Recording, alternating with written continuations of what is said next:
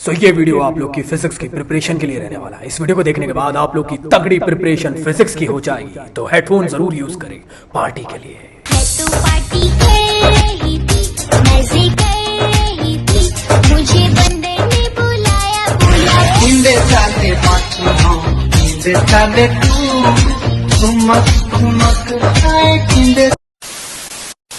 So hello everyone, welcome to my channel. तो कैसे हैं आप सभी लोग? तो आई होप सभी लोग बढ़िया होंगे। घर बैठे मस्त में आप लोग अपनी प्रिपरेशन कर रहे होंगे। तो आज के इस वीडियो लेक्चर में आप सभी लोग का दिल से बहुत बहुत स्वागत है, जहां पे हम लोग स्टार्ट करने वाले हैं न्यूक्लियर चैप्टर को। जैसे एटम चैप्टर था, देखो पहली चीज तो ये एटम चैप्टर पढ़ लेना, फिर ये वाला चैप्टर देखने आना, ठीक है ना? तो अच्छे से चीजें समझ में आएगी। ये भी छोटू सा चैप्टर है, यहाँ पे आप लोग को सारी चीजें मैं अच्छे डिटेल में कवरअप करवाऊंगा।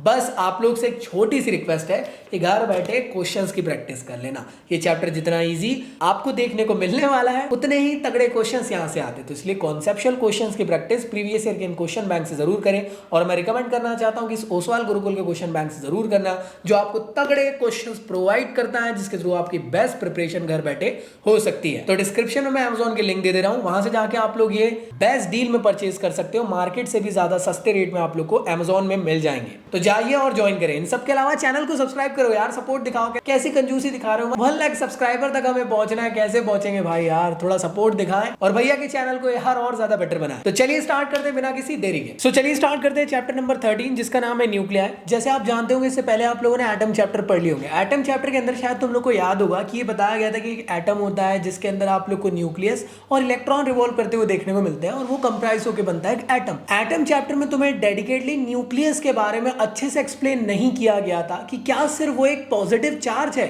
इसी के ऊपर की पूरी कहानी है कि क्या सच में उसमें से पॉजिटिव चार्ज ही होता है या उसके अलावा भी और कुछ चीजें देखने को मिलती है। तो इस चैप्टर में हम लोग डिटेल में न्यूक्लियस के बारे में जानने की कोशिश करेंगे अच्छे से। ये चैप्टर भी छोटा सा चैप्टर है, बट याद रखना इस चैप्टर से भी मेनली कॉन्सेप्चुअल क्वेश्चंस आते रहते हैं, इसलिए आप लोग से रिक्वेस्ट है कॉन्सेप्चुअल क्वेश्चंस की घर बैठे अच्छी प्रिपरेशन जरूर करें। तो चलिए स्टार्ट करते हैं। आगे बढ़ने से पहले चैनल को सब्सक्राइब कर लेना। 1 लाख सब्सक्राइबर की दौड़ में हम लोग बढ़ रहे हैं। साथ ही साथ मैं आपको बताना चाहता हूं कि मेरे टेलीग्राम के चैनल, जो कि स्पेसिफिकली फिजिक्स के लिए डेडिकेटेड चैनल बनाया गया, उसको ज्वाइन कर लेना। साथ में आप इंस्टा में ज्वाइन कर सकते हो, जिसके थ्रू आप लोग हमेशा अपडेट मेरे चैनल के रिगार्डिंग मिलते रहा करेगी। इन सब के अलावा अगर मेरे साथ लाइव क्लासेस पढ़ना चाहते हो, स्ट्रक्चरल वे में अपना कोर्स डिटेल में कवरअप करना चाहते हो, तो मेरे साथ मेरे प्लेटफॉर्म पे ज्वाइन कर सकते हो। एप्लीकेशन दोनों के लिंक आपको डिस्क्रिप्शन में गिवन है। मेरे प्लेटफॉर्म पे आपको सारी लाइव क्लासेस मिलेंगी, प्रीमियम नोट्स अवेलेबल होंगे, जितनी लाइव क्लास है उनकी रिकॉर्डिंग्स भी आप लोग को अवेलेबल होंगी, स्टडी मटेरियल सब कुछ मिलने वाला है। तो जैसे आप लोग कोई दूसरे प्लेटफॉर्म पे अगर पढ़े होंगे, तो उससे भी आप लोग को बेस्ट कंटेंट मैं यहाँ पे अफोर्डेबल रेट में आप लोग को देने वाला हूँ। तो अगर आप लोग 2 या 1 महीने के अंदर अपना कंप्लीट कोर्स कंप्लीट करना चाहते हैं, तो फिजिक्स के इस डिटेल कोर्स को ज्वाइन कर सकते हो, जो आप लोग को मिल रहा है सिर्फ और सिर्फ 699 में। इसके अलावा शायद तुम्हें याद होगा, इसी चैनल पे आप लोग के लिए एनसीईआरटी की लाइन बाय लाइन सीरीज में कवरअप करवा रहा हूं फ्री ऑफ कॉस्ट। सारे यूट्यूब पे वीडियोस आप लोग को मिल रहे हैं, और एनसीईआरटी के अंदर जितने भी एग्जांपल और एक्सरसाइज के क्वेश्चंस हैं, उन सबको मैं इस सीरीज के अंदर कवरअप करवाने वाला हूं 14 दिसंबर से लाइव आप लोग के लिए मेरे प्लेटफॉर्म पे। तो इसको ज्वाइन कर सकते हैं आप लोग। बहुत ही ज्यादा मिनिमम प्राइस में आपको दे रहा हूं। इसके अलावा आप एनसीईआरटी नाम का कोड यूज कर लेना, जिसके थ्रू आप लोगों को स्पेशल डिस्काउंट और मिल जाएगा 20% का। तो अगर दोनों कॉम्बो में लेना है, तो दोनों कॉम्बो में भी परचेज कर सकते हो, लिंक डिस्क्रिप्शन में गिवन है। अब बढ़ते हैं आगे की तरफ, और पढ़ने क्या वाले हैं चैप्टर में, इसके बारे में समझते हैं। तो याद रखना, हम लोग ना पूरे के पूरे उन टॉपिक्स को कवरअप करने वाले हैं जो बोर्ड्स 23-24 के पॉइंट ऑफ व्यू से रहने वाला है। तो सबसे पहले जान लेते हैं न्यूक्लियस के बारे में कि आखिर न्यूक्लियस होता क्या है। तो सबसे पहले न्यूक्लियस से जानने से पहले हम लोग समझते हैं एटम क्या होता है। तो याद है, एटम एक स्पेसिफिक आप लोग को फंडामेंटल मैटर देखने को मिलता था, स्मॉलेस्ट यूनिट थी मैटर की, जिसमें आप लोग को एक न्यूक्लियस होता था, उसके अराउंड में इलेक्ट्रॉन रिवॉल्व करते रहते थे। आज हम लोग डेडिकेटली इस चैप्टर में पढ़ने वाले हैं न्यूक्लियस के बारे में कि न्यूक्लियस स्पेसिफिकली होता क्या है। तो शायद तुम लोग को याद होगा, रदरफोर्ड के मॉडल में ही इसकी डिस्कवरी हुई थी कि न्यूक्लियस क्या होता है। और न्यूक्लियस जो स्पेसिफिकली अगर कोई पूछे कि इसका साइज कितना है एटम के साइज के कंपैरिजन में, अगर एटम का साइज इतना बड़ा है, तो न्यूक्लियस इतना सा आपको देखने को मिलने वाला है। इसका मतलब क्या कि जो एटम का रेडियस आप लोग को देखने को मिलता है, वो रहता है 10⁻10 मीटर, और रेडियस ऑफ न्यूक्लियस जो आपको देखने को मिलता है 10⁻⁻15 मीटर रहता है। मतलब बहुत ही ज्यादा पिद्दू सा आप लोग को देखने को मिलेगा एटम के अंदर। पर याद रखना, एटम का 99% मास न्यूक्लियस ही कंप्राइज करता है। अब बात करते हैं कि न्यूक्लियस के अंदर क्या सिर्फ और सिर्फ पॉजिटिव चार्ज होता है। जैसे रदरफोर्ड के मॉडल में हमने जाने थे कि एटम के बीचों बीच एक पॉजिटिव चार्ज होता है। अल्फा पार्टिकल एक्सपेरिमेंट्स हम लोगों ने समझे थे, लेकिन ऐसा नहीं है। बाद में जब डिस्कवरीज और आगे बढ़ना चालू हुई, तो हमें पता चला कि न्यूक्लियस के अंदर सिर्फ और सिर्फ पॉजिटिव चार्ज नहीं होता है। न्यूक्लियस के अंदर आप लोग को पॉजिटिव चार्ज के साथ साथ न्यूट्रल चार्ज भी देखने को मिलता है। तो जो पॉजिटिव चार्ज होता है उसको कहा जाता है प्रोटॉन, और जो स्पेसिफिकली यहाँ पे न्यूट्रल चार्ज होता है उसे कहा जाता है न्यूट्रॉन। तो अगर कोई आपसे पूछे प्रोटॉन और न्यूट्रॉन यहाँ पे क्या इक्वल अमाउंट में देखने को मिल सकते हैं, हो सकता है देखने को मिले, और जरूरी नहीं कि देखने को मिले, मतलब दोनों कंडीशन है। अगर कोई पूछता है कि इन दोनों का मास क्या इक्वल होता है, तो हाँ जी, इनका जो मास है रफली इक्वल देखने को मिलता है। तो मेरे ख्याल से क्लियर है। तो याद रखना न्यूक्लियस के अंदर प्रोटॉन और न्यूट्रॉन दोनों प्रेजेंट रहते हैं। तो आइए जानते हैं न्यूक्लियस क्या होता है। तो बेसिकली ना, nucleus is the collective particles of proton which is positively charge and neutron which are electrically neutral. समझ में आया? तो यही चीज के बारे में आप लोग को लाइन नीचे भी लिखी हुई है। इसमें आप लोगों ने एक वर्डिंग सुने, प्रोटॉन। प्रोटॉन तो चलो, प्रोटॉन तो वही हुआ जो पॉजिटिव चार्ज था, रदरफोर्ड ने भी उसकी बात करे थे, बट नाम दे दिया गया प्रोटॉन के तौर पे। यहाँ पे जो इलेक्ट्रिकली न्यूट्रल पार्टिकल देखने को मिल रहा है न्यूक्लियस के अंदर, उसका नाम है न्यूट्रॉन। अब ये न्यूट्रॉन क्या बला है भाई? तो न्यूट्रॉन के बारे में पता कैसे चला? तो न्यूट्रॉन की एक डिस्कवरी करी गई थी चैडविक के थ्रू, जिसमें हमको पता चला कि न्यूक्लियस के अंदर सिर्फ और सिर्फ पॉजिटिव चार्ज ही नहीं, इसके अलावा न्यूट्रल चार्ज भी होता है। तो 1932 में चैडविक ने न्यूट्रॉन की डिस्कवरी किए थे। उन्होंने बेसिकली क्या करे थे, देखो पहली चीज तो ये बहुत ज्यादा इंपॉर्टेंट नहीं है, एग्जाम में कोई पूछा नहीं जाएगा। जैसे एटम के अंदर अल्फा पार्टिकल एक्सपेरिमेंट को पूछा जा सकता है, इसलिए आप लोग इसमें ज्यादा लोड ना ले कि डिटेल में इसको क्यों नहीं करा रहे हो, क्योंकि पूछा नहीं जाता, बस पता होना चाहिए कि कैसे इसकी डिस्कवरी हो गई। तो चैडविक ने बेसिकली करे क्या, बेरिलियम का न्यूक्लियाई लिए और उसमें अल्फा पार्टिकल की बॉम्बार्डिंग कराना चालू कर दिए। तो जब उन्होंने बॉम्बार्डिंग कराए तो उन्होंने ऑब्जर्व करे कि हाई पेनिट्रेटिंग रेडिएशंस वहां से एमिट हो रही थी, जो कंसिस्ट कर रही थी न्यूट्रल पार्टिकल्स को। इससे समझ में आया कि अच्छा, ये तो पॉजिटिव चार्ज है, पॉजिटिव चार्ज से न्यूट्रल पार्टिकल कैसे बाहर निकलते हुए देखने को मिल रहे हैं। और साथ ही साथ ये भी ऑब्जर्व करे कि मान लो, एग्जांपल के तौर पे मान लो, ऐसा कभी जिंदगी में नहीं होगा, फिर भी मान लो कि 1 किलो का न्यूक्लियस है। अब यहां से पेनिट्रेशन आधा किलो का हो जा रहा है, और यहां पे जो पॉजिटिव चार्ज बच रहा है वो आधा किलो का बच रहा है। तो थोड़ा लॉजिक यूज करना, अगर यहाँ पॉजिटिव चार्ज आधा किलो बच रहा है, पेनिट्रेशन आधा किलो का हो जा रहा है, तो इससे तो सीधी सिंपल बात ये समझ में आ रही है ना कि न्यूक्लियस का टोटल मास कितना था, 1 kg। आधा kg वहीं पे रह गया, पेनिट्रेशन आधा kg हो गया। तो जो आधा kg पेनिट्रेशन हुआ, ये हुआ न्यूट्रल पार्टिकल्स का। ऐसे करके पता चला, ऐसा 1 किलो कभी जिंदगी में नहीं हो सकता, बट मैं समझा रहा हूं एग्जाम्पल के तौर पर तुम। और जो यहाँ पे पेनिट्रेशन हो रहा था इलेक्ट्रिकली न्यूट्रल पार्टिकल का, इसका मास हमको लगभग देखने को मिला प्रोटॉन के बराबर। इसलिए मैंने कहा ना कि रफली आधा किलो बाहर निकल गया इस तरीके से। तो ये जो पार्टिकल्स है इन्हीं को न्यूट्रॉन कहा जाता है, और ये स्पेसिफिक एक्सपेरिमेंट यहाँ पे हो रहा था। तो अगर आप चाहो तो ये स्पेसिफिक आप लोग इक्वेशन को भी डिनोट कर सकते हो, बड़ा अच्छा रहेगा। मेरे ख्याल से यहां तक क्लियर है सबको।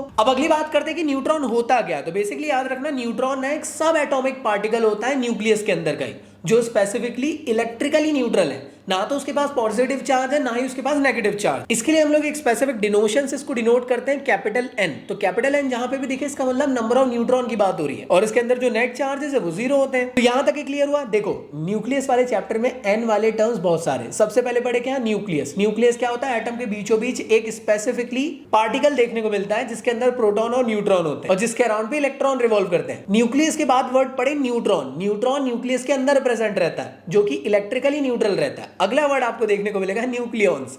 तो न्यूक्लियॉन्स ना एक कलेक्टिव टर्म है। जैसे आपके घर पे, आपके यहाँ पे कोई मेहमान आते होंगे, हाँ, आपके घर में आपके मम्मी पापा से पूछना है कितने बच्चे हैं आपके यहाँ पे, तो कितने बच्चे पूछे गए ना, ये नहीं पूछा गया कि कितने बेटे हैं, कितनी बेटी। तो कलेक्टिव टर्म में पूछा गया।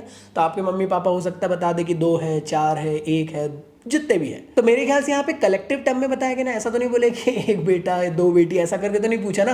तो ऐसे ही, तो अगर न्यूक्लियस के अंदर ये पूछा जाए कलेक्टिव टर्म में कि कितने number of proton plus number of neutron है, तो उसे कहा जाएगा न्यूक्लियॉन। तो न्यूक्लियस के खानदान में कलेक्टिव टर्म में बच्चों को पूछने की जगह पे न्यूक्लियॉन्स पूछे जाते कि अरे न्यूक्लियस भैया आपके अंदर कितने न्यूक्लियॉन्स है। तो जब भी बात करा जाए कितने न्यूक्लियॉन्स है, इसका मतलब क्या हुआ कि कितने number of proton plus number of neutron है कलेक्टिव टर्म में। तो याद रहेगा न्यूक्लियॉन क्या है, it is the collective term of proton plus neutron, और ये दोनों मिलकर ही एक एटॉमिक न्यूक्लियस बनाते हैं। ठीक है ना, न्यूक्लियॉन्स नहीं रहेंगे तो न्यूक्लियस बनेगा ही नहीं। तो मेरे ख्याल से यहां तक क्लियर हो चुका। तो न्यूक्लियॉन मेरे ख्याल से समझ में आ गया होगा। इसके बाद आप लोग को एक वर्ड देखने को मिलेगा, एटॉमिक नंबर। एटॉमिक नंबर को आप लोग कैपिटल Z से डिनोट करते हो, और एटॉमिक नंबर बताता क्या है, बेसिकली एटॉमिक नंबर ये बताता है कि नंबर ऑफ प्रोटॉन किसी न्यूक्लियस के अंदर कितने प्रेजेंट है, और इसको Z से डिनोट किया जाता है। तो जहां पे भी आपको Z दिखे मतलब समझ लेना कि नंबर ऑफ प्रोटॉन की बात हो रही है। अगला होता है मास नंबर। एटॉमिक नंबर और मास नंबर में कंफ्यूज मत होना, दोनों अलग अलग। तो मास नंबर स्पेसिफिकली बताता है कि किसी न्यूक्लियस के अंदर total number of proton plus total number of neutron कितने। मोटे मोटे तौर पे मैं ये कह सकता हूं कि मास नंबर स्पेसिफिकली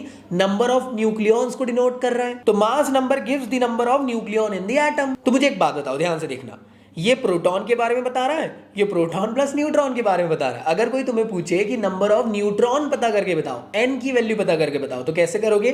तुम लोग बेसिकली a में से z को माइनस करा देना। तो न्यूक्लियाइड क्या है? तो न्यूक्लियाइड ना एक ऐसे स्पेसिफिक टर्म है जो किसी भी केमिकल एलिमेंट को उसके मास नंबर और उसके एटॉमिक नंबर के तौर पर रिप्रेजेंट करता है। मान लो x नाम का एक एलिमेंट है, कोई भी एलिमेंट है, उसका सिंबल ले लो, कार्बन हो गया लेट से कुछ, तो यहाँ पे a दिख रहा है, a रिप्रेजेंट करेगा मास नंबर को और z रिप्रेजेंट करेगा एटॉमिक नंबर को। तो कोई भी न्यूक्लियस जब उसे हम लोग कैरेक्टराइज कर रहे हैं उसके मास नंबर और उसके एटॉमिक नंबर के रिप्रेजेंट में, तो उसे कहा जाता है न्यूक्लियाइड। कंफ्यूज मत होना, अभी भी फिर से आप लोग को रिपीट कर देता हूं। न्यूक्लियस मतलब एटम के बीचों बीच प्रेजेंट आप लोग को जो पार्टिकल देखने को मिल रहा था। न्यूट्रॉन मतलब जो न्यूक्लियस के अंदर आप इलेक्ट्रिकली न्यूट्रल पार्टिकल देखने को मिल रहा था। न्यूक्लियॉन्स मतलब total number of proton plus total number of neutron. और न्यूक्लियाइड मतलब ये एक ऐसी टर्म है जिसके थ्रू तुम लोग बता सकते हो किसी भी केमिकल एलिमेंट को उसके एटॉमिक नंबर और उसके एटॉमिक मास के अकॉर्डिंग। मान लो मैंने एक स्पेसिफिक हाइड्रोजन के एलिमेंट को इस तौर पे लिखा, इसका मतलब क्या हुआ कि मैंने इस न्यूक्लियाइड को समझाया। न्यूक्लियाइड को समझाया मतलब बेसिकली एक न्यूक्लियस को समझाया उसके एटॉमिक मास और एटॉमिक नंबर के अकॉर्डिंग। आई होप क्लियर है। तो ऐसे ढेर सारे केमिकल एलिमेंट आप लोग को देखने को मिलेंगे। कुछ एग्जांपल्स मैं आपको साइड में दे रहा हूं, इसको आप देख सकते हो। तो ये सभी के सभी न्यूक्लियाइड है। अब ध्यान से ऑब्जर्व करना, कोई भी आप लोग को यहाँ पे स्पेसिफिक केमिकल एलिमेंट दिया हुआ है, एग्जामिनेशन में कई बार पूछा जाता है कि ये केमिकल एलिमेंट है, बताइए इसके अंदर कितने नंबर ऑफ प्रोटॉन, कितने नंबर ऑफ न्यूट्रॉन और कितने नंबर ऑफ न्यूक्लियॉन्स प्रेजेंट है। तो कैसे पता कर सकते हैं? तो जो मास नंबर है वो स्पेसिफिकली बताता है किसके बारे में? Total number of proton plus total number of neutron, मतलब कलेक्टिव टर्म में कहूं तो न्यूक्लियॉन्स के बारे में। और Z स्पेसिफिकली डिनोट करता है एटॉमिक नंबर के बारे में, मतलब नंबर ऑफ प्रोटॉन कितने प्रेजेंट है उस एलिमेंट के अंदर। तो अगर सिर्फ और सिर्फ न्यूट्रॉन निकालना है तो हमें मास नंबर को माइनस कराना पड़ेगा एटॉमिक नंबर से, तो आपकी वैल्यू आ जाएगी a माइनस z करके। अब आप कहोगे कि भैया जो हमने हमारी बुक के अंदर देखे उसमें न्यूक्लियाइड को इस तरीके से रिप्रेजेंट नहीं किया जा रहा, इस तरीके से किया जा रहा है। a इधर लिख रहे z ऐसे, तो दोनों सही है, ये वाला एक्सप्रेशन भी सही है और जो अभी बताया वो भी सही है, दोनों सही है, टेंशन ना लो। अब समझते हैं कि कैसे हम लोग इसको फाइंड आउट कर सकते हैं। तो मान लो यहाँ पे आपको हाइड्रोजन का एटम दिख रहा है। अब देखो ऊपर वाला किसको बताता है? ऊपर वाला बताता है न्यूक्लियॉन कितने, नीचे वाले प्रोटॉन कितने। तो अगर तुमसे कोई पूछता है कि बताओ जरा यहाँ पे, एक सेकंड, बताओ जरा यहाँ पे प्रोटॉन कितने हैं, न्यूट्रॉन कितने हैं, साथ ही साथ न्यूट्रॉन प्लस प्रोटॉन कितने हैं, तो मुझे जल्दी जल्दी बताओ कितने हैं यहाँ पे। जल्दी से जल्दी पॉज करके आंसर करो, जल्दी करो। कर दिए ना? कल 9:30 बजे यहाँ पे पहुंच जाना अगर जिंदगी में सच में कुछ बड़ा करना चाहता है। अगर अब ध्यान से देखना, यहाँ पे क्या है? हाइड्रोजन का एटम है, एक केमिकल एलिमेंट जो उसके एटॉमिक नंबर और एटॉमिक मास के अकॉर्डिंग रिप्रेजेंट है, इसलिए इसको कहा जाएगा ये न्यूक्लियाइड है। कोई पूछ रहा है कि इसके अंदर कितने नंबर ऑफ प्रोटॉन है, तो प्रोटॉन मतलब बताया जाता है जो नीचे होता है, नीचे मतलब Z, तो इससे समझ में आया एक प्रोटॉन है इसके अंदर। और न्यूक्लियॉन्स को किससे बताया जाता है? न्यूक्लियॉन यहाँ पे एक है, मतलब उसको बताया जाता है A से, और ये होता है यहाँ पे मास नंबर। कोई पूछे न्यूक्लियॉन कितने, तो न्यूक्लियॉन की बात करी जाए तो वो बात किया जाएगा a माइनस z से। तो अगर कोई पूछे तो यहाँ पे न्यूक्लियॉन आपको देखने को नहीं मिल रहा है। इसके अलावा अगर आप सेकंड एग्जांपल ऑब्जर्व करो तो यहाँ पे बताओ कितना है, पॉज करके आंसर करना। तो यहाँ पे एक प्रोटॉन है, बिल्कुल सही। और न्यूट्रॉन कितने हैं? 2 - 1 मतलब कि 1, एक न्यूट्रॉन आपको देखने को मिल रहा है। अब ये क्लोरीन के लिए आप लोग बताइए, क्लोरीन में आपको 17 दिख रहा है, 17 यहाँ पे आपके प्रोटॉन हो गए, न्यूक्लियॉन्स कितने हो गए? 37 हो गए। और साथ ही साथ कोई पूछे कि न्यूट्रॉन कितने हैं, तो न्यूट्रॉन मतलब 37 - 17 दैट मींस 20 आप लोग को यहाँ पे न्यूट्रॉन्स देखने को मिल रहे हैं। तो ऐसे करके आप लोग ना कैलकुलेट कर सकते हो कि किसके अंदर कितने न्यूट्रॉन, प्रोटॉन, इलेक्ट्रॉन वगैरह है। क्लियर है भाई? अगर कोई पूछे इलेक्ट्रॉन कैसे पता किया जाता है, तो वो भी एटॉमिक नंबर से ही पता किया जाता है, बट हमको ना इस चैप्टर में कोई नहीं पूछेगा, तो परेशान मत हो। अब इसी के अलावा ना आपको कुछ और छोटी छोटी डेफिनेशंस है, उसको देख लेते हैं। सबसे पहला होता है आइसोटोप, इसके अंदर सेम एटॉमिक नंबर लेकिन डिफरेंट मास नंबर हो। आइसोबार की बात की जाए तो जिसके अंदर आपको सेम मास नंबर देखने को मिले बट डिफरेंट एटॉमिक नंबर हो। और आइसोटोन की अगर कोई बात करें तो ऐसे टाइप के न्यूक्लियाइड जिसके अंदर सेम नंबर ऑफ न्यूट्रॉन्स हो। और आइसोमर्स की अगर मैं बात करूं तो याद रखना यहाँ पे एटॉमिक नंबर और एटॉमिक मास तो सेम होते हैं लेकिन डिफरेंट टाइप की एनर्जी स्टेट इनकी देखने को मिलती है। तो ये तीनों टर्म याद रखना, कई बार ना आपको डिफरेंशिएट करने को कहा जाता है, तो आप लोग को पता होना चाहिए। अगला आप लोग का टॉपिक है एटॉमिक मास यूनिट। जैसे आप जानते हो कि स्पेसिफिकली आपको किसी गेहूं को नापना है तो आप बोलोगे 1 किलो गेहूं है, 2 किलो गेहूं है, मतलब आपके पास एक स्पेसिफिक मेजरमेंट का तौर है ना जिसके थ्रू आप बता सकते हो 1 किलो है, 2 किलो है, 2 डजन अंडे है। तो ऐसे ही ढेर सारे एटम्स है, तो एटम्स को मेजर करने के लिए यहाँ पे आप केजी से तो मेजर कर नहीं सकते हो, ग्राम से भी मेजर नहीं कर सकते हो, ये सभी बड़ी यूनिट्स है, बड़ी क्वांटिटी को मेजर करने के लिए। ये तो पिद्दू से पिद्दू एटॉमिक पार्टिकल्स है, माइक्रोस्कोपिक पार्टिकल्स है। तो इसके लिए स्पेसिफिक यूनिट हम लोगों ने डिराइव कर दी जिसको कहें एटॉमिक मास यूनिट। जब भी किसी भी एटम के मास को आप लोगों को कैलकुलेट करना है तो इसके थ्रू आप लोग पता कर सकते हो। तो ये होता क्या है, it is the actual mass of the carbon atom of the isotope. तो याद रखिएगा एटॉमिक यूनिट को हम लोग AMU या फिर सिंपली U से भी डिनोट करते हैं। 1 AMU होता है 931 मेगा इलेक्ट्रॉन वोल्ट। और एक होमवर्क दे रहा हूं कि 1 AMU which is equal to कितना एनर्जी इक्विवेलेंस होता है। आप पूछोगे कि भैया हर किसी को ना मेजर करने के लिए एक डिवाइस होता है, तो यार किसी भी एटम के मास को अगर मेजर करना है तो उसके लिए कोई डिवाइस है क्या? तो हाँ जी, एग्जाम में पूछा जा सकता है MCQ में। इसका नाम होता है मास स्पेक्ट्रोमीटर। तो नाम याद रखना, लिख के रख लो कहीं, जिसके थ्रू तुम लोग एटॉमिक मास को मेजर कर सकते हो। अगला टॉपिक है आप लोग का न्यूक्लियर साइज क्या होता है। मान लो एक न्यूक्लियस है, उसके साइज को मेजर करना है। तो न्यूक्लियस किस तरीके से दिखता है? तो अगर आप लोग बोलोगे मोटे मोटे तौर पे, तो आप लोग को मैं बताऊं तो न्यूक्लियस ना स्फेरिकल साइज का होता है। अब किसी स्फेयर के साइज को मेजर करना है तो कैसे पता किया जा सकता है? अगर उसका रेडियस पता है तो उसका साइज पता चल जाएगा। तो ऐसे ही न्यूक्लियर साइज को अगर आप लोग को पता करना है तो उसका रेडियस आपको पता है, तो उसके थ्रू आप लोग इसकी वैल्यू को निकाल सकते हो। तो जो न्यूक्लियस का रेडियस होता है स्पेसिफिकली डायरेक्टली प्रोपोर्शनल होता है उसके मास नंबर से, और स्पेसिफिकली मास नंबर की पावर 1/3 से। अगर प्रोपोर्शनैलिटी कांस्टेंट हटाओ तो यहाँ पे कांस्टेंट आता है R0 जिसकी वैल्यू होती है 1.2 इंटू 10⁻⁻15 मीटर। तो इस फॉर्मूले के थ्रू तुम लोग किसी भी न्यूक्लियस के साइज को पता कर सकते हो। तो बेसिकली अगर तुमसे कोई पूछे कि R0 क्या होता है तो याद रखिएगा ये होता है न्यूक्लियर यूनिट रेडियस। ठीक है भाई, तो कई बार ना एग्जाम में पूछा जाता है, वैल्यू याद रखना। तो यहां तक क्लियर रहेगा सब लोग को, कंफ्यूज तो नहीं हो। नेक्स्ट टॉपिक है आप लोग का न्यूक्लियर डेंसिटी। बेसिक सी बात है, जैसे अभी न्यूक्लियस का साइज पता करें वैसे ही न्यूक्लियस की डेंसिटी क्या होती है। हर किसी की डेंसिटी होती है, तुम्हारी मेरी हर किसी की। तो ऐसे न्यूक्लियस की क्या डेंसिटी होती है? अब डेंसिटी तो बेसिकली होता है मास अपॉन वॉल्यूम, तो न्यूक्लियस की डेंसिटी भी वही होता है, mass of nucleus upon volume of nucleus. अगर तुमसे कोई बोले कि मास ऑफ न्यूक्लियस की वैल्यू क्या है, तो तुम्हें क्या करना है, बेसिकली जो मास नंबर होता है A उसको इंटू करा देना आप लोग को एवरेज मास ऑफ न्यूक्लियन से। तो ये हो जाएगा आपका mass of nucleus. Volume of nucleus क्या होगा? वॉल्यूम मतलब स्फेरिकल साइज का आपको देखने को मिलता है न्यूक्लियस। स्फीयर का वॉल्यूम क्या होता है? 4/3 पाई R की पावर 3। तो ये वैल्यू रख दिया आप लोगों ने। अब A मतलब होता है मास नंबर, तो आप लोगों ने उसको वैसे के वैसे रहने दिए। M मतलब होता है आप लोग का मास ऑफ न्यूक्लियन, तो उसकी वैल्यू आप लोगों ने यहाँ पे रख दी है। तो बेसिकली आप लोग की इक्वेशन ये हो गई। अब यहाँ पे ध्यान दो, R की वैल्यू दिख रही है। R क्या है? न्यूक्लियस का रेडियस। इसकी वैल्यू कितनी होती है? ये होती है R0 A की पावर 1/3। इसकी वैल्यू देखो यहाँ पुट कर दिया मैंने, तो देखो यहाँ पे मैंने वैल्यू पुट कर दिया। ये 3 टाइम्स है, तो ब्रैकेट ओपन करूंगा तो ये भी 3 टाइम्स हो जाएगा और ये भी 3 टाइम्स हो जाएगा। तो ये इससे 3 टाइम्स कट जाएगा तो सिर्फ A बच जाएगा और यहाँ पे 3 आ जाएगा। तो देखो यही हुआ इक्वेशन में। आप बोलोगे हाँ, तो नीचे A आ चुका है, ऊपर A था तो A से A कट गया, 3 ऊपर चला गया और यहाँ पे बेसिकली इक्वेशन कुछ इस तरीके से हो गई। R0 की वैल्यू शायद याद है तुम्हें, मैंने अभी बताया 1.2 इंटू 10⁻⁻15 मीटर। इसकी वैल्यू को मैंने जैसे यहाँ पे पुट किया और यहाँ पे बेसिक कैलकुलेशन करा तो मेरी वैल्यू आ गई यहाँ पे 2.29 इंटू 10⁻17 kg पर मीटर क्यूब। ये स्पेसिफिक वैल्यू है न्यूक्लियर डेंसिटी की। कई बार एग्जाम में पूछा जाता है न्यूक्लियर डेंसिटी की वैल्यू क्या है, तो ये स्टैंडर्ड वैल्यू याद रखना। और देखकर ही समझ में आ रहा है कि जो न्यूक्लियस है बहुत ज्यादा डेंसली पैक्ड है। आई होप क्लियर है। बोरिंग सा चैप्टर लग रहा है, अरे भाई कभी कभी झेलना पड़ता है ऐसे ही चैप्टर। अब क्या करें, पिद्दू पिद्दू से टॉपिक है, उसको पढ़ना है, बट इससे जो क्वेश्चंस है ना तगड़े वाले आते। अगला स्पेसिफिक टॉपिक है mass energy equivalence. Mass energy equivalence में स्पेसिफिकली आइंस्टीन भैया ने ये बताए थे कि जो मास है स्पेसिफिकली ये एनर्जी का दूसरा फॉर्म देखने को मिलता है। तो इसलिए आइंस्टीन भैया ने अपनी एक स्पेसिफिक इक्वेशन दी है मास एनर्जी इक्विवेलेंस, जिसको आप लोग जानते होंगे E which is equal to mc²। Nityanand ji के हिसाब से तो कुछ और ही, E equal to not mc square। तो ये इक्वेशन काफी ज्यादा इंपॉर्टेंट है, याद रखना, जो स्पेसिफिकली आपको बताती है कि मास भी एनर्जी का एक फॉर्म होता है। और E यहाँ पे क्या है, यहाँ पे स्पेसिफिकली E होता है velocity of light in vacuum और m होता है मास। अगला टॉपिक है आप लोग का मास डिफेक्ट। तो मास डिफेक्ट ऑफ न्यूक्लियस को समझाने से पहले मैं आप लोग को समझाता हूँ सिंपल वे में कि मास डिफेक्ट क्या होता है। तो इसके लिए चाहिए मुझे एक पानी का ग्लास। पानी का ग्लास स्पेसिफिकली कितने ml का होता है? लगभग 250 ml का होता है। और ये लाया है मैंने जग। कुछ याद आया? राम राम दोस्तों, 75 हार्ड चैलेंज का 37वां दिन। सुबह उठकर पानी पीकर फ्रेश होकर हमने खाया ये वाला सेब, निकल के जिम की और जिम आने के बाद हमने मारी ये वाला।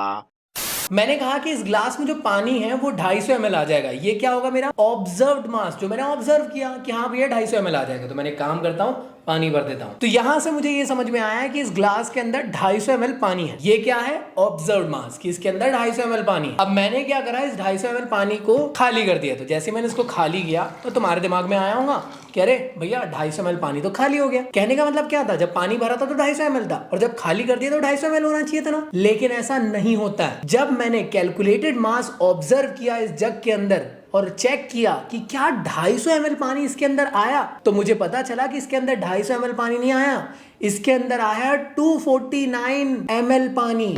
इसका मतलब क्या हुआ, 1 ml पानी कहाँ चला गया, 1 ml पानी इस ग्लास में चिपका रह गया। अगर तुम अच्छे से ऑब्जर्व करो, दिख रहा है सबको, थोड़ा थोड़ा चिपका पानी रहता है ना, हल्का हल्का सा। तो ये क्या है दोस्तों, ये है मास का डिफेक्ट कि इस ग्लास के अंदर जो पानी है आपको जो हल्का फुल्का देखने को मिल रहा है, जो एक्चुअल ऑब्जर्व्ड मास को गलत करार कर रहा है, वो है 1 ml जो इस ग्लास के अंदर बचा रह गया। तो यहां तक क्लियर है। तो मास डिफेक्ट जब भी पता करना रहे तो उसको कैसे पता किया जाएगा, सबसे पहले आपको ऑब्जर्व्ड मास देखना है और उसके बाद कैलकुलेटेड मास से उसे माइनस करा देना है। तो जो वैल्यू बचेगी वो उसका मास का डिफेक्ट है, उसके मास के अंदर क्या डिफेक्ट आया, कितनी की कमी आई, वो है मास डिफेक्ट। आई होप क्लियर है। तो आइए इसको ना हम लोग न्यूक्लियस के पॉइंट ऑफ व्यू से समझते हैं। इस बार हम लोग क्या कर रहे हैं, एक एग्जांपल ले रहे हैं कि हम लोगों ने कार्बन का न्यूक्लियस लिया। तो कार्बन के न्यूक्लियस को एक तरफ रखे तराजू में और दूसरी तरफ जितने इसके अंदर प्रोटॉन और जितने इसके अंदर न्यूट्रॉन थे उनको कॉन्स्टिट्यूएंट फॉर्म में यहाँ पे रख दिया अलग अलग करके। तो हम लोगों ने ऑब्जर्व करे कि इनके कॉन्स्टिट्यूएंट न्यूट्रॉन और प्रोटॉन का जो मास आया है वो ज्यादा आ रहा है as compare to combined nucleus के। सिंपल वे में समझाऊं तो सेपरेटेड न्यूक्लियॉन्स का जो मास है वो ज्यादा आया एज कंपेयर टू उस न्यूक्लियस से जिससे मिलकर ही ये बना है। आई होप क्लियर है। इसका मतलब क्या हुआ होगा कि जब न्यूट्रॉन प्रोटॉन से हम लोग एक न्यूक्लियस बना रहे होंगे तो बनाते टाइम पे हमें कुछ मास का डिफरेंस देखने को मिला होगा, वही है मास डिफेक्ट। मान लो कोई एक न्यूक्लियस है जिसके अंदर 2 न्यूट्रॉन है और 2 प्रोटॉन है और उससे ही मिलकर बना हुआ है एक स्पेसिफिक न्यूक्लियस जिसके अंदर भी 2 न्यूट्रॉन है और 2 प्रोटॉन है। तो बेसिकली बताने का मतलब ये हुआ कि मास डिफेक्ट का मतलब ये कि जब भी हम लोग सेपरेटेड न्यूट्रॉन और प्रोटॉन का मास मेजर करते हैं उससे बने हुए न्यूक्लियस के कंपैरिजन में, तो हमें ये पता चलता है कि सेपरेटेड न्यूट्रॉन प्रोटॉन का मास ज्यादा आता है एज कंपेयर टू एक न्यूक्लियस के कंपैरिजन में। तो यहां तक क्लियर है। तो जो मास में यहाँ पे डिफरेंस आप लोग को देखने को मिल रहा है उसी को कहते हैं mass defect. The difference between the rest mass of the nucleus and the sum of the rest masses of their constituent nucleons is called as mass defect, जिसको हम लोग डेल स्मॉल m से डिनोट करते हैं। तो याद रखना जब भी मास डिफेक्ट निकालना है तो क्या करना है, ऑब्जर्व मास पहले देखना है। देखकर ही समझ में आ रहा है कि अरे यार न्यूक्लियस का मास तो उसी के बराबर होगा ना जो उसके न्यूट्रॉन प्रोटॉन के, लेकिन ऐसा नहीं हुआ। जब कैलकुलेट करके पता किया गया तो ये समझ में आया कि सेपरेटेड न्यूट्रॉन प्रोटॉन का मास ज्यादा है एज कंपेयर टू एक कंबाइंड न्यूक्लियस के। तो याद रखना सबसे पहले आप लोग को एक ऑब्जर्व मास की जरूरत पड़ेगी जिसको हम लोग कैपिटल M से डिनोट कर रहे हैं। मास ऑफ प्रोटॉन को स्मॉल mp से डिनोट किया जा रहा है, मास ऑफ न्यूट्रॉन को स्मॉल mn से डिनोट किया जा रहा है। तो मास डिफेक्ट निकालना है तो कैसे निकालेंगे, मास डिफेक्ट निकाला जा सकता है जब हम लोग ऑब्जर्व मास में से कैलकुलेटेड मास को माइनस करा दें, जो देखकर पता किया गया और जो कैलकुलेट करके निकाला गया। तो ऑब्जर्व मास तो मालूम है, ऑब्जर्व करके जो समझ में आ रहा है। कैलकुलेटेड मास कैसे निकालते न्यूक्लियस का, तो इसका एक फॉर्मूला जो याद रखना पड़ेगा आपको। तो कैलकुलेटेड मास होता है number of proton into mass of proton plus number of neutron into mass of neutron. अब नंबर ऑफ प्रोटॉन को कैसे डिनोट किया जाता है, उसको Z से डिनोट किया जाता है। मास ऑफ प्रोटॉन को स्मॉल mp से डिनोट किया जाता है। नंबर ऑफ न्यूट्रॉन की बात करी जाए तो उसको हम लोग पता किया जा सकता है a माइनस Z से, तभी तो न्यूट्रॉन निकलेंगे ना, इनटू मास ऑफ न्यूट्रॉन को हम लोग mn से डिनोट करते हैं। तो ये जो फॉर्मूला दिख रहा है ये है कैलकुलेटेड मास का फॉर्मूला। हमें क्या निकालना था, मास डिफेक्ट। मास डिफेक्ट क्या होता है कि कैलकुलेटेड मास से ऑब्जर्व मास को या ऑब्जर्व मास से कैलकुलेटेड मास को माइनस करा दो तो मास डिफेक्ट निकल जाएगा। तो मैंने यहाँ पे कैलकुलेटेड मास को ऑब्जर्व मास से माइनस करवाया और जो कैलकुलेटेड मास का फॉर्मूला है उसकी वैल्यू को यहाँ पे रखा और माइनस में ऑब्जर्व मास आ गया। ऑब्जर्व मास कैपिटल M में रहता है। तो ये जो स्पेसिफिक फॉर्मूला है इसके थ्रू तुम लोग मास डिफेक्ट की वैल्यू निकाल सकते हो। अगला जो आपका टॉपिक है वो है न्यूक्लियर फोर्स। न्यूक्लियर फोर्स क्या होता है, बेसिकली हर न्यूक्लियस के अंदर न्यूट्रॉन प्रोटॉन टाइटली एक दूसरे से बाउंडेड रहते हैं और जो बाउंडेड रहते हैं वो एक फोर्स से बाउंडेड रहते हैं और उसी फोर्स को कहा जाता है nuclear force. It is the strong in attractive force which hold proton and neutron together in a tiny nucleus, that is called as nuclear force. अभी जो न्यूक्लियर फोर्स है शॉर्ट रेंज फोर्स होता है, याद रखिएगा, छोटे से डिस्टेंस तक के काम करता है। इसके साथ साथ जो न्यूक्लियर फोर्स है डिपेंड नहीं रहता है चार्ज ऑफ न्यूक्लियन पे। ये चीजें याद रखना, कुछ टर्म्स है याद रखना पड़ेगा। अब ये कुछ सम इंपॉर्टेंट पॉइंट्स है, इसको देख लेते हैं। तो पहला पॉइंट आपको ये समझाता है कि जो न्यूक्लियर फोर्स है ना ये डिपेंड नहीं करता है चार्ज पे। दूसरा पॉइंट ये आपको बताता है कि जो न्यूक्लियर फोर्स है ये शॉर्ट रेंज फोर्स होता है। इसका मतलब ये कि फ्यू डिस्टेंस तक के ही ऑपरेट हो पाता है। अगर आप न्यूट्रॉन प्रोटॉन को अलग कर रहे हो तो उस टाइम पे भी फोर्स लग रहा है। तो मान लो आपने फोर्स लगाया और एकदम से आप लोगों ने ज्यादा फोर्स लगा दिया और डिस्टेंस ज्यादा हो गई तो वो फोर्स काम करना बंद कर देगा। अगर कोई पूछता है कि न्यूक्लियर फोर्स कोलंबियन फोर्स से ज्यादा होता है? तो आप बताना हाँ जी, न्यूक्लियर फोर्स बहुत ज्यादा स्ट्रॉन्गर होता है देन दी कोलंबियन फोर्स, और साथ ही साथ ग्रेविटेशन फोर्स के कंपैरिजन में भी। इन सब के अलावा जो न्यूक्लियर फोर्स है ये डिपेंड करता है स्पिन पे और एंगुलर मोमेंटम ऑफ न्यूक्लियाई। तो कुछ स्पेसिफिक पॉइंट्स है, याद रख लो, एग्जाम में आप लोग को ग्लोरीफाई करना है आपकी आंसर शीट, तो आपको पता होना चाहिए। अगला आपका टॉपिक है बाइंडिंग एनर्जी। बाइंडिंग एनर्जी मतलब ये है कि किसी भी न्यूट्रॉन प्रोटॉन से अगर आप कोई न्यूक्लियस बना रहे हो या फिर एक न्यूक्लियस को तोड़कर आप लोग प्रोटॉन न्यूट्रॉन में अलग अलग कर रहे हो, तो उस टाइम पे जो एनर्जी यहां पे लगते हुए देखने को मिल रही है वो बाइंडिंग एनर्जी है। तो it may be defined as the energy required to break a nucleus into its constituent proton and neutron and to separate them to such that energy is called as binding energy. तो मेरे ख्याल से यहां तक clear है। अब कई बार है ना पूछा जाता है बाइंडिंग एनर्जी का फॉर्मूला क्या होता है। अब बाइंडिंग एनर्जी क्या होती है? तो बाइंडिंग एनर्जी ना वही एनर्जी जो एक्चुअल में आइंस्टीन ने दी है। क्या दिए थे? E which is equal to mc²। यहाँ पे जो E है इसको बाइंडिंग एनर्जी कहने लग जाएंगे, ये M जो यहाँ पे है इसको हम लोग मास डिफेक्ट कहते हैं। तो ये जो फॉर्मूला आपका कन्वर्ट हो गया इसको बाइंडिंग एनर्जी कहेंगे। और डेल M की वैल्यू अगर पुट कर दे, शायद याद है ना, डेल M की वैल्यू भी निकाले थे हम लोगों ने यहाँ से, ये रहा मास डिफेक्ट की वैल्यू। तो जैसे आप लोग इसकी यहाँ पे वैल्यू पुट कर दोगे तो ये जो फॉर्मूला कह रहा है ये है बाइंडिंग एनर्जी का फॉर्मूला। अगला टॉपिक निकल के आता है कि average binding energy per nucleon क्या चीज है। देखो नाम से समझ में आ रहा है, average binding energy per nucleon. अब ये जो बाइंडिंग एनर्जी पर न्यूक्लियन है उसको हम लोग EBN से डिनोट करते हैं, और सिंपल एनर्जी जो होती है ना हमारी बाइंडिंग एनर्जी उसको B से डिनोट कर रहे थे, EB से। ये होती क्या है? It is the ratio of total binding energy to the number of nucleon. तो बेसिक फॉर्मूला है और कुछ भी नहीं है, कंफ्यूज मत होना। अगर सिंपल वे में पूछे कि ये स्पेसिफिकली होता क्या है, तो it is the average energy spend to remove the nucleons from the nucleus. I hope clear है। अरे मतलब ये वही एनर्जी है कि न्यूक्लियस से आप लोग न्यूक्लियॉन्स को अलग अलग कर रहे हो, तो उस टाइम पे जो एवरेज एनर्जी लगेगी, स्पेंड होगी न्यूक्लियन को रिमूव करने के लिए, वो एनर्जी है। अगला काफी इंपॉर्टेंट टॉपिक है बाइंडिंग एनर्जी कर्व। आप लोग को एक स्पेसिफिक कर्व दिया गया जो कि binding energy per nucleon versus mass number के बीच में। ये कर्व आप लोग को बता रहा है कुछ डिफरेंट एलिमेंट के बारे में, उनकी कैरेक्टरिस्टिक्स के बारे में। यहाँ पे आप देख रहे हो ये अपने आप बना हुआ है पूरा का पूरा, आपको इसको याद करना पड़ेगा। हाँ जी, याद करना पड़ेगा। यहाँ पे आप लोग क्या करना, 0, 50, 100, 150, 200, 250 तक के आप लोग इस तरफ में मास नंबर को डिनोट कर देना। यहाँ पे आप लोग 0, 2, 4 मतलब कि 2 के टेबल के अकॉर्डिंग आप लोग डिनोट कर देना। यहाँ पे जो वैल्यू दिख रही है ना, कर्व ऐसी ऐसा जो कर्व बन रहा है, इसको रट के जाना पड़ेगा। सीधी सिंपल बात कर रहा हूँ, क्योंकि ये क्या कहता है इसको समझाना, ये कैसे बना है इसको नहीं समझाना है, ठीक है ना। तो नीचे दिख रहा है आप लोग को हाइड्रोजन, फिर आप लोग को हीलियम, लिथियम, नाइट्रोजन, कार्बन दिख रहा है, ऑक्सीजन दिख रहा है, फिर इस तरीके से आप लोग को डिफरेंट एलिमेंट है। ये सब याद करने पड़ेंगे। मैं क्लियर कर रहा हूँ भाई, रटना पड़ेगा ये वाला स्पेसिफिक कर्व। अब देखो ये कहता क्या है ये समझा देता हूं, क्योंकि ये इंपॉर्टेंट है और ये बना के आना है एग्जाम में, इसलिए इसको रट के जाइयो, 2-3 बार प्रैक्टिस कर लो, बन जाएगा। अब आइए जानते हैं कि यार ये बाइंडिंग एनर्जी कर्व क्या कहना चाहता है। तो आप लोग अगर अच्छे से ऑब्जर्व करो तो स्टार्टिंग में आप लोग को कुछ लाइटर न्यूक्लियाई देखने को मिल रहे हैं, जैसे कि हाइड्रोजन के अलग अलग एलिमेंट। तो ये बताना चाह रहा है कि जो average binding energy per nucleon की वैल्यू होगी लाइटर न्यूक्लियाई के लिए, वो बहुत ही ज्यादा स्मॉल होती है। ये चीज पता होना चाहिए। तो यहाँ पे जो बाइंडिंग एनर्जी पर न्यूक्लियन की वैल्यू होगी बहुत कम होगी। ये पहला पॉइंट आपको समझा रहा है। ये कर्व के अंदर अगर आप अच्छे से ऑब्जर्व करो तो आप लोग ऑब्जर्व करोगे 2 से लेकर, मान लो यहां कहीं 2 है, 2 से लेकर 50 तक के आप ऑब्जर्व करोगे, शार्प आप लोग को कर्व्स देखने को मिल रहे हैं, धाड़ धाड़ धाड़ धाड़ धाड़ इस तरीके से। तो यहां पे आपको जो है हीलियम हो गया, कार्बन हो गया, ऑक्सीजन जो आप लोग को देखने को मिल रहा है, ये बेसिकली ये इंडिकेट कर रहा है कि यहाँ पे जितने भी न्यूक्लियाई हैं ये सबसे ज्यादा स्टेबल है एज कंपेयर टू इनके अलावा जो यहाँ पे प्रेजेंट अलग अलग और न्यूक्लियस है उनके कंपैरिजन में। मतलब ये जो दिख रहा है ना आपको धड़ धड़ धड़ धड़, तो ये जो कर्व दिख रहा है ना आपको शार्प, यहाँ पे आप लोग को रैपिड दिख रहे हैं। यहाँ पे जितने भी आप लोग को स्पेसिफिक एलिमेंट्स है ये सबसे ज्यादा स्टेबल है एज कंपेयर टू कोई और यहाँ पे जो एलिमेंट दिख रहा है उनके कंपेरिजन में। इसके बाद थर्ड पॉइंट में आप लोग को ये देखने को मिल रहा है, इसमें जो थर्ड पॉइंट आपको ये समझा रहा है कि जो बाइंडिंग एनर्जी का जो कर्व है लगभग यहाँ कहीं 30 होगा, तो 30 से लेकर 120 के बीच में रैपिडली ग्रो हो रहा है और मैक्सिमम पीक अचीव कर रहा है। देखो यहां से लेकर यहां तक बड़ा है ना एज कंपेयर टू, देखो ये तो शार्प धन धन धन धन, लेकिन यहां पे सबसे ऊंचाई तक गया है।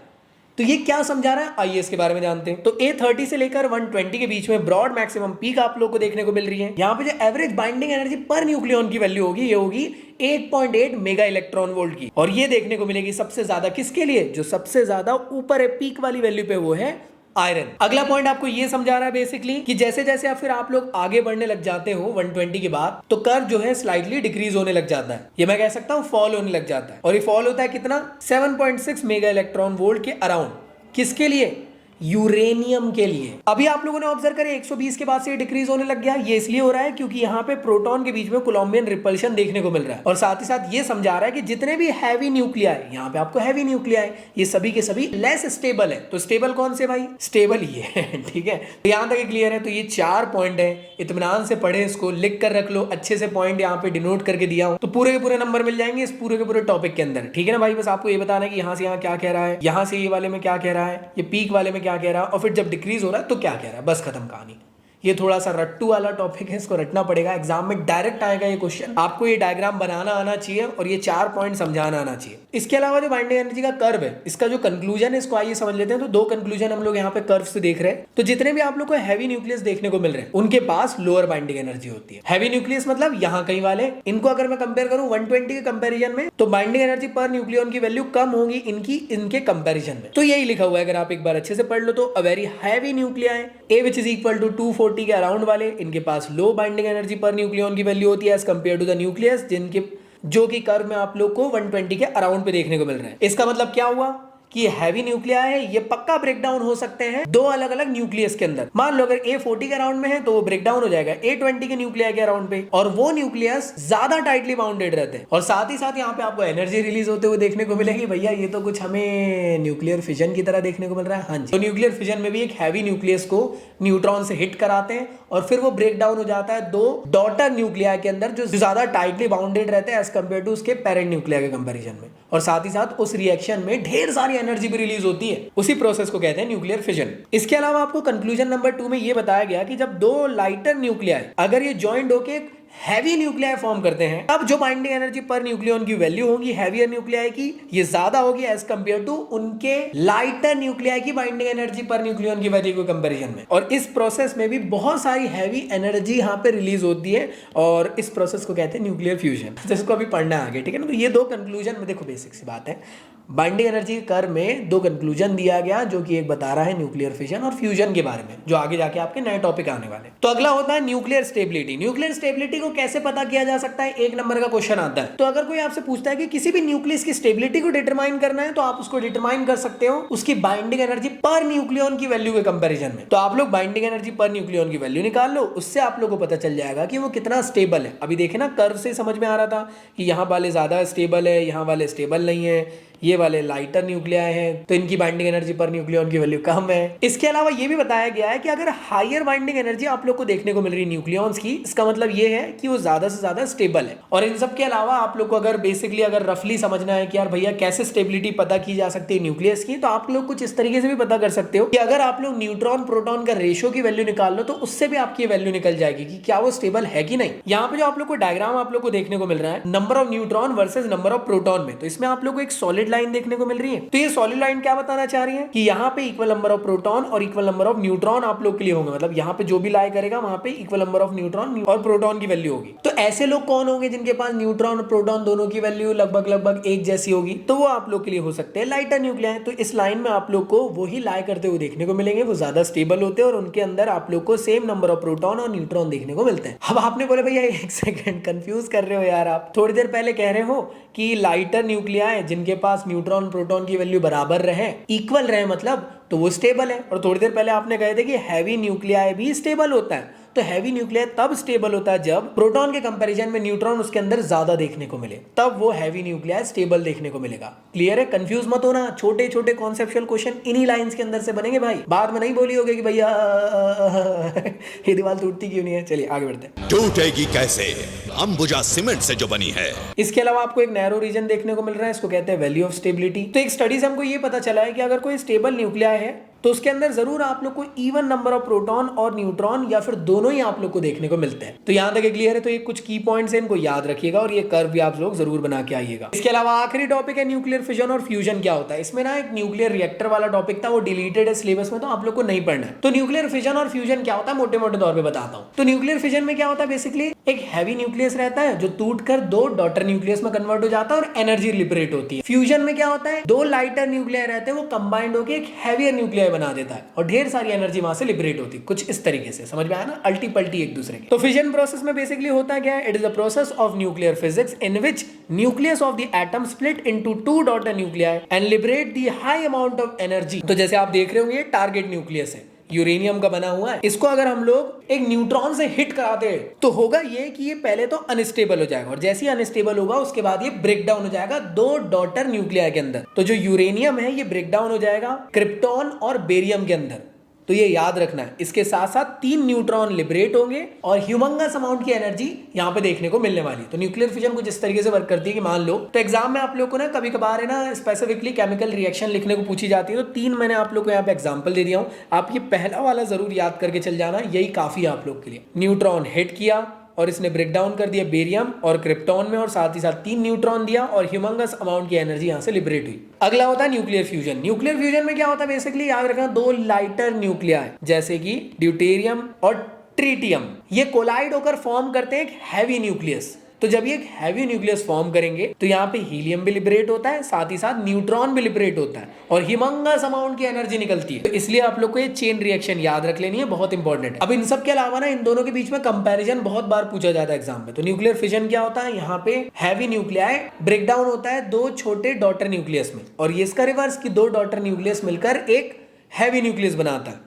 और दोनों ही प्रोसेस में बहुत ज्यादा एनर्जी आपको लिबरेट होते हुए देखने को मिलती है। लेकिन याद रखना, फिजन में जो एनर्जी है वो उतनी नहीं होती जितनी फ्यूजन में। मतलब क्या, जहां पे फिजन की एनर्जी खत्म होती है वहां से फ्यूजन की एनर्जी चालू होती है। तो आज के टाइम पे इंडिया में आप लोग को लगभग 7 से 8 प्लांट देखने को मिलेंगे जो न्यूक्लियर फिजन पे वर्क कर रहे हैं, जिसके थ्रू न्यूक्लियर रिएक्टर में न्यूक्लियर यूरेनियम प्लूटोनियम के वजह से हम लोग एनर्जी बना रहे हैं और हमारे घर में बिजली आपको देखने को मिल रही है। अभी तक के ना हम लोग न्यूक्लियर फिजन पे काबू नहीं कर पाए हैं और इसके अंदर से जो ह्यूमंगस अमाउंट की एनर्जी निकल रही है इसको हम लोग कंट्रोल नहीं कर पाए। आने वाले टाइम पे आप लोग को इसके थ्रू एक क्लीन एनर्जी का सोर्स देखने को जरूर मिलेगा। चाइना ने बहुत ज्यादा अभी इस पे खोज करने की कोशिश किया बट वो कंट्रोल नहीं कर पाया। अमेरिका भी इस पे वर्क कर रहा है। हो सकता है आने वाले 20 से 30 साल के अंदर आप लोग को न्यूक्लियर फ्यूजन पे वर्क करने वाली एनर्जी देखने को मिले और अगर हम लोग कंट्रोल करना जान गए एनर्जी, तो याद रखना ह्यूमन एरा को ये चेंज कर देगा और कंटिन्यूअस फॉर्म की एनर्जी आप लोग को देगा। तो याद रखिए, आर्टिफिशियली आप लोग इसको करवाने की कोशिश कर रहे हो तब जाके न्यूक्लियर फिजन होता है। ये तो आप लोग को नेचर में देखने को मिलता है। हमारे सन के अंदर भी आप लोग को न्यूक्लियर फिजन देखने को मिलता है, जहां पे हाइड्रोजन मिलकर एनर्जी लिबरेट कर रहा है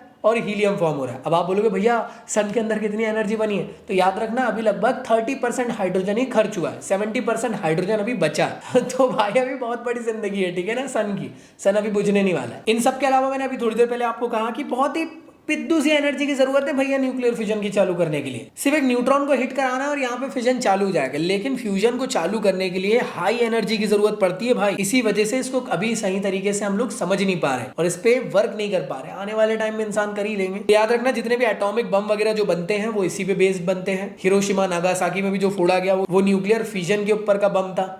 इन सब के अलावा हाइड्रोजन बम जो किंग जोंग उंग ने फोड़े थे और अमेरिका कब गया था आपने न्यूज चैनलों में देखे होंगे और हमारे न्यूज चैनल वाले तो और डेंजर तरीके से बताते हैं। तो वो जो बॉम्ब बेस था वो था न्यूक्लियर फ्यूजन के ऊपर बेस्ड। लेकिन याद रखना, न्यूक्लियर फिजन कंट्रोल और अनकंट्रोल दोनों वे में वर्क होती है। कंट्रोल्ड मतलब कि जो हमारे न्यूक्लियर रिएक्टर में एनर्जी के तौर पर हम लोग उसको यूज कर रहे हैं, और अनकंट्रोल मतलब बम के अंदर वो अनकंट्रोल रहती है। एक बार चालू हुआ तो फिर वो फोड़ कर ही खत्म करेगा। तो यहाँ तक क्लियर है। तो यहाँ तक आप लोग का चैप्टर आई होप आप लोग को अच्छे से समझ में आया हो। तो इन सब के अलावा भाई कॉन्सेप्शन क्वेश्चंस लगा लेना, बहुत ज्यादा इंपॉर्टेंट है। चैप्टर बहुत इजी लगाऊंगा, थोड़ा बोरिंग भी लगाऊंगा कि क्या डायरेक्ट टॉपिक है। लेकिन याद रखो, जितना इजी बोरिंग चैप्टर है उतने ही तगड़े क्वेश्चंस है।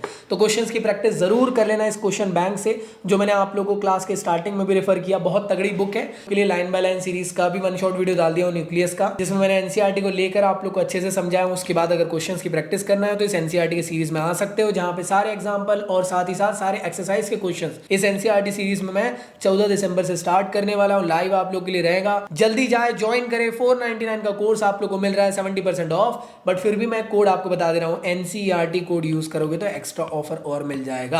अर्ली बर्ड ऑफर है, जल्दी जाए। सारी लाइव क्लास रहेगी और सारी लाइव क्लास की रिकॉर्डिंग क्लास भी अवेलेबल रहेगी। तो अगर आप लोग इस क्लास को मिस आउट कर दे तो रिकॉर्डिंग्स भी आप देख सकते हैं। तो सारे इंपॉर्टेंट वाले क्वेश्चंस मैं वहां पे कवर अप करवा रहा हूं। तो चलिए एंड करते हैं आज के इस वीडियो को। मिलता हूं नेक्स्ट वीडियो में, जब तक के लिए गुड बाय।